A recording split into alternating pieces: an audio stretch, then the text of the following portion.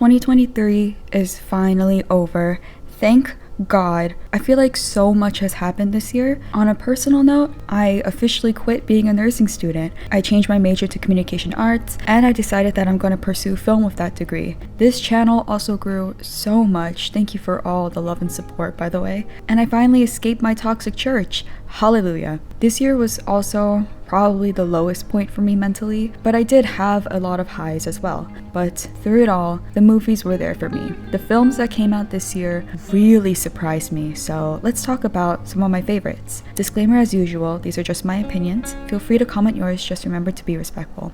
Some honorable mentions I would like to give before we get to the top 5. Bottoms was so funny. Oppenheimer, The Boy and the Heron, and Joyride, which did not get enough attention.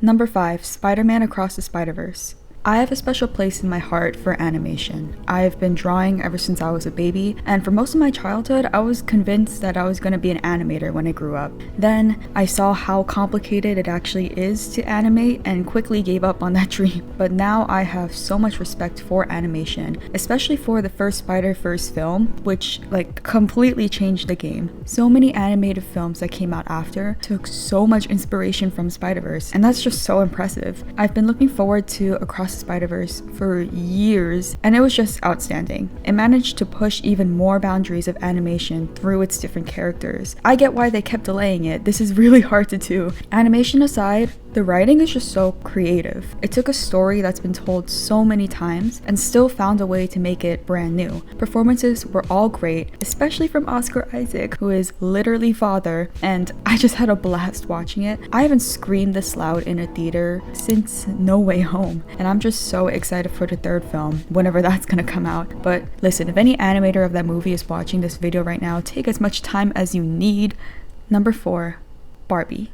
We can't ignore the most iconic film of the year. This was the year of Barbie. An incredible cast, a hilarious screenplay, and just a beautiful message. Production design was so incredible. You can tell that so much love and thought went into the creation of this. I still find it hard to believe that a Barbie movie turned out this good and iconic. The film was full of laughs, cries, and just so much love. I'm also happy to say that I never doubted Ryan Gosling as Ken, okay? I still remember when y'all were saying he was too old to play the role, and I also still remember the reactions when the photo of him came out. Okay, I trusted him from the beginning. This movie was a cultural reset. It brought so much women together and just made us appreciate girlhood so much more. I loved seeing everyone wear pink and bows and all the girly shit again. And not just to watch the movie, even though that was incredible, but just in everyday life as well. Because there's this thing in our society that bugs me where for boys, it's okay for them to keep playing video games and doing guy stuff even as adults. But girls have their girl stuff taken away from them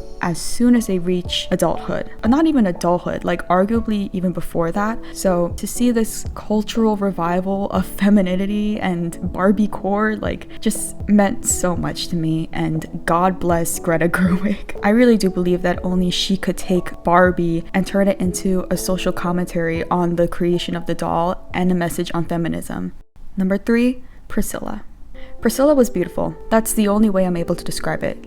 Just beautiful, and it's my favorite project from Coppola as well. There's just so much heart to it, and it's also so heartbreaking knowing that it actually happened, and to finally give this little girl a voice and visually tell it from her point of view. Heartbreaking. Hey Hollywood, let's give women their voices, yeah? I also find it fascinating that Elvis was so loud, flashy, and all up in your face, but Priscilla was so quiet, simple at times, but said so much. And I'm just so glad that this movie was made, because this is a topic that not a lot of people are willing to address, but there are so many stories of young girls being taken advantage of by people with more power through fame or age, like Alexa Play Your Power by Billie Eilish. And through its writing, colors, and tone, the film was so successful in how it addressed the topic, especially because Priscilla graduating high school is in the second half of the film, which is crazy to think about and so heartbreaking. I also just love how the film was able to show Priscilla's loneliness throughout it all, despite having so much fame and attention by being paired with Elvis. You could just feel the emptiness through the screen and through certain shots and camera angles. And I also just love how she was able to find herself again at the end. I also find it fascinating that Elvis had Priscilla in it for like 10 minutes, while Priscilla had Elvis in it for like the whole movie. Sorry for laughing. I laugh when I feel uncomfortable, and that's just so heartbreaking. Performances were beautiful. Just beautiful. There were a lot of shots that just held onto Spaney's face for a while, and she was able to not just keep the attention on her, but draw us in even more, even as the camera was moving out. Like, that is talent right there. I also really enjoyed Elordi's performance. This is what happens when you give actors good writing, cause man, we are far away from the kissing booth days. When actors give performances based on real people, I only judge on one thing. Is it an impression or a character? And Elordi's was definitely a character, and I did like how muted it was compared to Butler's performance, because the film's not 100% about him, it's about Priscilla. I do find it funny that there was so much complaining about his height. Like, dude, it's just a movie. We're completely capable of looking past that. But it did also make for some funny discourse online, so yay, I guess. Do I think Priscilla is better than Elvis?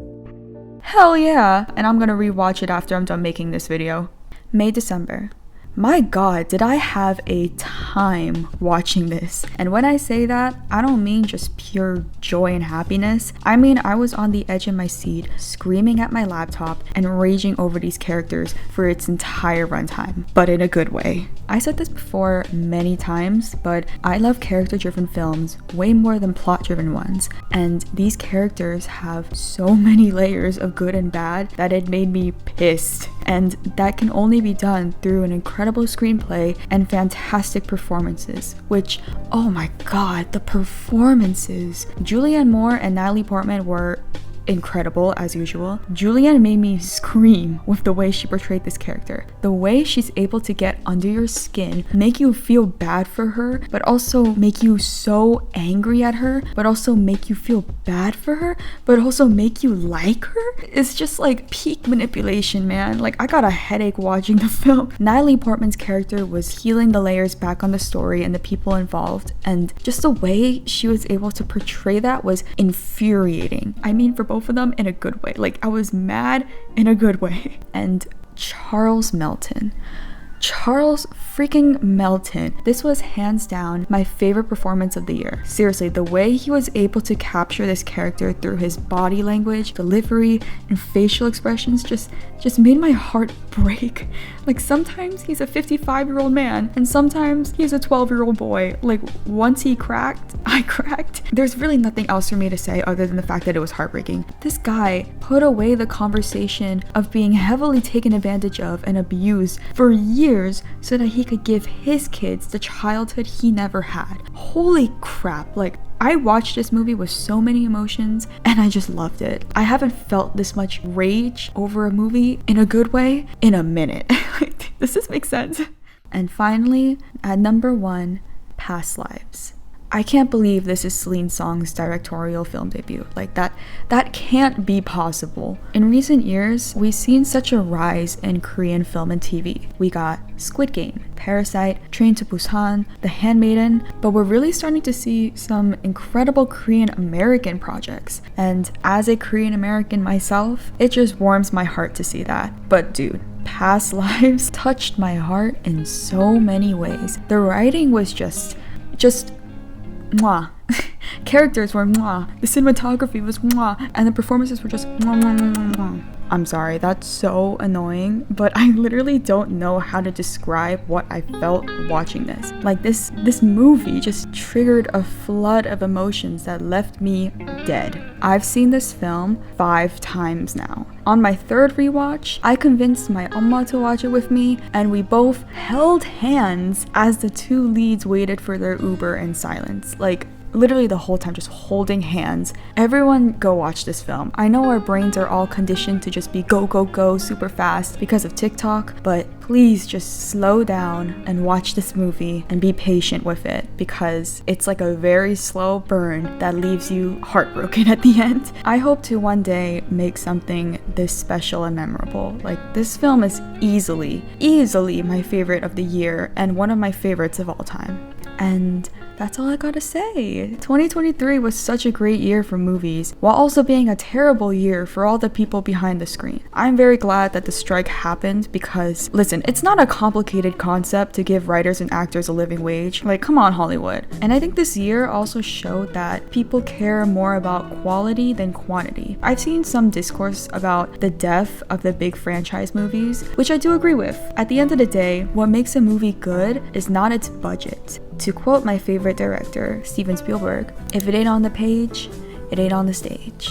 Thank you so much for watching. Again, these are just my opinions. Feel free to comment yours, just remember to be respectful, and comment your favorite films of 2023 because there were a lot of good ones, and I'm sure I missed a lot as well. So yeah, follow me on Instagram, subscribe if you want. Have a good day. Bye!